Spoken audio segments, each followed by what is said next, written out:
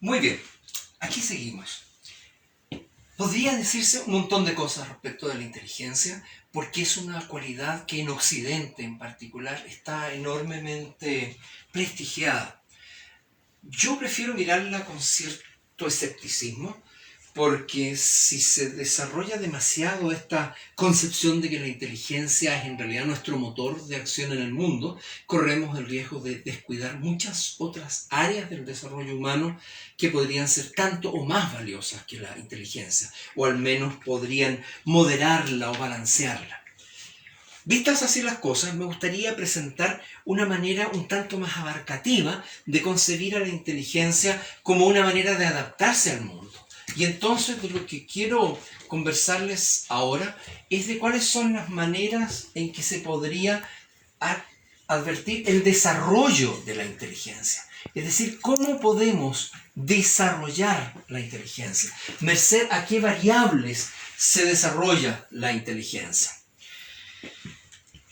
Si la inteligencia es resultado de una capacidad de contacto de los individuos con el mundo, con el medio, con el ambiente, cuanto más fina, cuanto más sutil y cuanto más profunda sea esa capacidad de contacto con el medio ambiente, mayor provecho podrá sacar el sistema nervioso de ese entorno de miles de experiencias que podrían finalmente desembocar en una capacidad de ejercicio de la propia habilidad cada vez más fluida, más propia y más integrada. Traducido, significa en realidad que lo primero que necesita el desarrollo intelectual es estímulo. ¿Qué queremos decir con esto? El sistema nervioso en sí requiere estímulos. Es decir, estímulo es cualquier modificación del medio ambiente, externo o interno, capaz de ser detectada o percibida por alguno de los sensores que el sistema nervioso tiene. Dicho de una manera más simple, es cualquier señal que logre ser advertida. Un sistema nervioso que crece en un ambiente provisto de muchos estímulos es un sistema nervioso que entrena muchos receptores, muchas neuronas, como si tuviera un equipo especializado más amplio y más numeroso para recibir los estímulos. Dicho de una tercera manera, un ambiente con estímulos es un ambiente que claramente le hace solicitaciones al sistema nervioso central, le formula exigencias, le plantea situaciones, hace que las neuronas capten estímulos, establezcan relaciones entre sí que se llama sinapsis, se consoliden esas sinapsis, lo que se llama redes neuronales, y produzca respuestas cada vez más diferenciadas. En resumen, en realidad, un ambiente con estímulos es siempre un ambiente que promueve en el ser humano, cualquiera sea su edad, género, cultura, condición racial o lo que fuese, una respuesta más diversificada. No hay nada entonces como el estímulo. Pero cuidado, estimular no es lo mismo que simplemente hacer bochinche. Estimular no es lo mismo que estar constantemente lanzando destellos, como hablábamos de la televisión en la sesión pasada. No, el estímulo es cualquier acto que pueda conducir al sistema nervioso a establecer nuevas y nuevas respuestas. Digamos que lo contrario del estímulo, de un ambiente con estímulo, es la monotonía. Un ambiente monótono, un ambiente donde no haya cambios, donde no existan las sorpresas, es un ambiente donde se empiezan a apagar las neuronas, donde se empiezan a entorpecer las reacciones y volverse menos lentas, más lentas, y sobre todo, donde las neuronas ya no pueden distinguir o diferenciar porque no tienen muchos estímulos para comparar. Lo que suele hacer el sistema nervioso es captar estímulos. Y en la medida que hay estímulos nuevos, algunos sonoros, otros olfatorios, otros visuales, las neuronas se empiezan a especializar.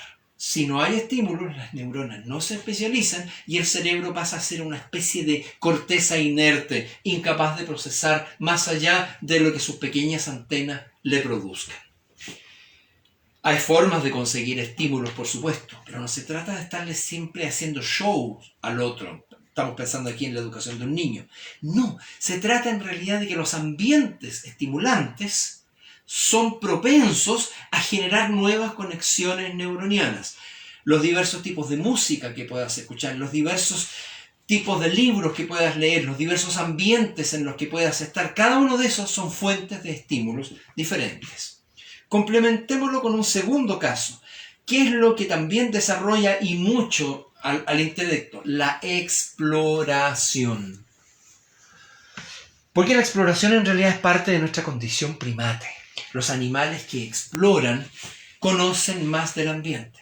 Los animales que exploran aprovechan de ir revisando, voluntaria o involuntariamente, su propia capacidad de ajuste, desde su capacidad muscular hasta su capacidad visual, desde su tolerancia a las interrupciones o a las sorpresas o a las amenazas, o a su capacidad de familiarizarse con lo conocido. En todos los casos, la exploración, que en los seres humanos podría, por ejemplo, ser la curiosidad, es uno de los comportamientos que más estímulo produce para el desarrollo intelectual. Pero fíjense, si nosotros vivimos en una sociedad, o más concretamente aún, pertenecemos a una familia que considera que los niños tienen que estar siempre quietecitos y ser tranquilos, porque a un niño curioso no lo llamamos curioso, sino que lo llamamos intruso y nos molesta, entonces nosotros vamos a castigar la exploración en ese niño. Y lo que vamos a hacer es, sin duda, apagar parte de su desarrollo intelectual. Quiero decir, la curiosidad es sin duda una bendición cognitiva, es sin duda un gigantesco estímulo intelectual, porque la curiosidad es la que nos hace explorar el ambiente y encontrar en el ambiente las fuentes de nuestro propio desarrollo.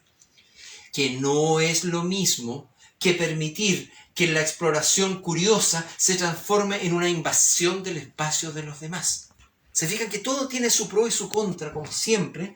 En este caso, la exploración podría llegar precisamente hasta el grado de la invasión. Y la invasión lo que crea es problemas de relación con los demás. Y entonces va a haber respuestas aversivas de parte del medio ambiente y los estímulos van a volver desagradables. Todo es cuestión de equilibrio. Pero explorar, permitir que los seres humanos se aventuren, hagan un safari de olores, como hacía un amigo.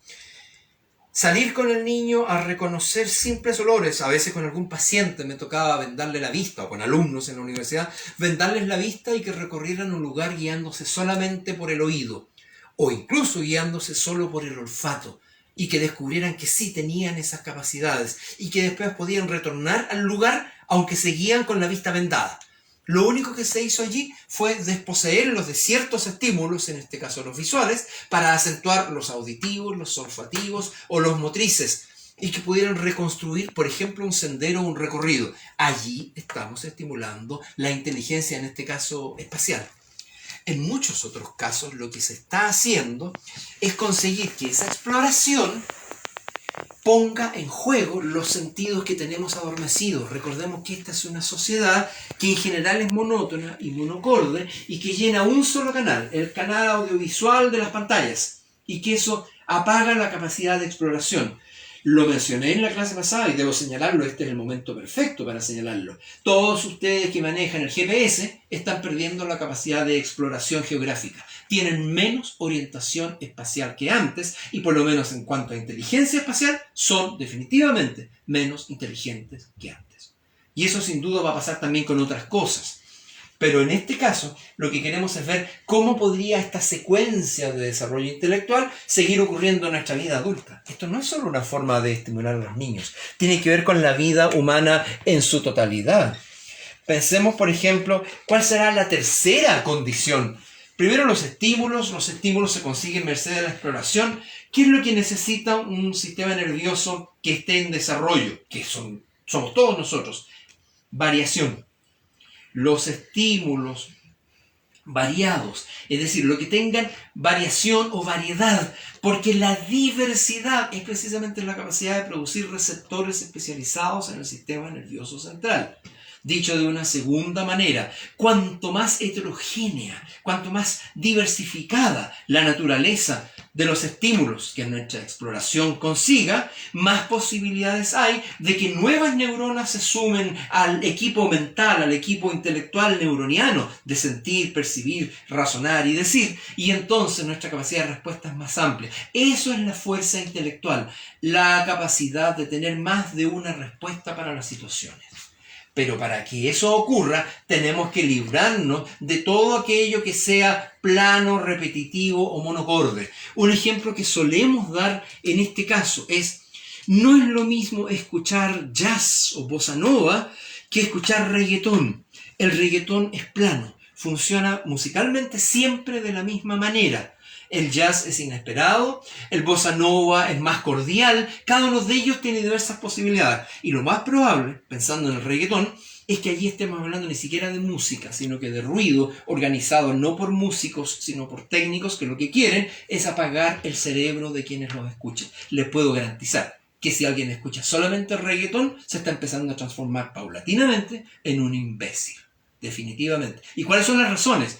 Primero, estos estímulos monocordes, esta manera repetitiva de funcionar la percusión comienza a ensordecer al individuo. Por lo tanto, pierde capacidad acústica, necesita estímulos cada vez más fuertes. Lo mismo que ocurre con la droga. Segunda razón, los estímulos repetitivos tienden a aumentar el umbral de la neurona, es decir, el umbral de respuesta. Disminuye su sensibilidad y necesita estímulos cada vez más altos para que lo lleguen a influir. Tercero, se distorsiona la capacidad de sensibilidad, de discriminación fina. Es como si en realidad te metieran comida chatarra en las neuronas. Y esa comida chatarra te hincha, no te nutre. Esa comida chatarra te enferma, no te sacia. Lo mismo ocurre con este tipo de estímulos. Recuerden que el reggaetón no es música, es un diseño del sistema para producir lo mismo que antes hicieron las doctrinas nazis o el Vaticano o las tiranías de la antigüedad. Conseguir seres humanos lo más embrutecidos posible para que sea más fácil dominarlos y controlarlos. Las ideas patrioteras, las ideas religiosas, las ideas fundamentalistas y por supuesto este tipo de estímulos que producen las culturas contemporáneas están destinadas al dominio, no al desarrollo, a la nutrición ni al crecimiento. Bueno, pero también tendríamos que buscar algo que fuera más equilibrado en todo esto. Porque así como hay peligros en estos sonidos, en estas músicas, en estas relaciones con los demás o en esta planicie del medio ambiente, tendríamos que buscar cuál es el modo de armonizar todos estos estímulos. ¿Qué necesita una inteligencia en desarrollo? Balance. Como siempre, esto es una cuestión de equilibrio. No es que haya un estímulo que produzca más desarrollo que otros. Es que lo que verdaderamente desarrolla a un cerebro, para decirlo en términos neurológicos, o una mente, para decirlo en términos antiguos, o a la inteligencia, para decirlo con términos de la clase de hoy, es el equilibrio, el balance, la armonía, la variedad, la compensación, el pasar de un escenario al otro. Si usted es un contador, auditor, qué bueno sería que entendiera algo de pintura. Si usted es un pintor, qué bueno sería que entendiera algo de jugar a la pichanga. Si usted es un buen futbolista, qué bueno sería que aprendiera a mudar a un niño. Cualquiera de esas cosas y muchas otras tienen que ver con salga de su propio carril, no le tema a lo novedoso. Y recuerde que dentro de lo novedoso está precisamente su mayor oportunidad de desarrollar una relación armónica con el medio ambiente. Balancee sus capacidades. No se quede torpemente solo en aquello que ya sabe, porque eso es transformarse en seguidor. Eso es transformarse en dominado y eso es perder la capacidad de explorar el mundo y producir desarrollos que a lo mejor también sirvan para los demás. Resultado y como cierre final de esta reflexión, si el desarrollo de la inteligencia requiere no solo de una estimulación variada, no solo de una exploración que sea un vehículo de la curiosidad y de una variación constante, sino que de un balance, lo más difícil está aquí. Porque balancear, equilibrar, armonizar, es producir una suerte de compensación entre unos elementos y otros. Por ejemplo, Antes los hospitales eran todos blancos o celestitos, y eso es la cosa más fome del mundo, como si se creyera que tenían que ser ambientes sobrios, cuando en rigor, si los mismos hospitales tuvieran muros de colores y tuvieran murales al interior, los niños estarían más contentos, habría más endorfinas, habría mejores reacciones emocionales, pero no, alguna cultura de lo austero, alguna cultura de lo adulto, alguna cultura lóbrega, pretendió que en realidad las cosas fueran siempre lo más uniformadas posibles, lo menos estridentes posibles. Pero eso es solo temor a la libertad. Y en general, los que tienen temor a la libertad prefieren uniformar. Y para uniformar no se balancea, se empareja, incluso se aplasta. Por lo tanto, la inteligencia es siempre un sinónimo de libertad cuando se ejerce, y es un sinónimo de esclavitud cuando se la pierde. Suficiente para un día como hoy. Muchas gracias.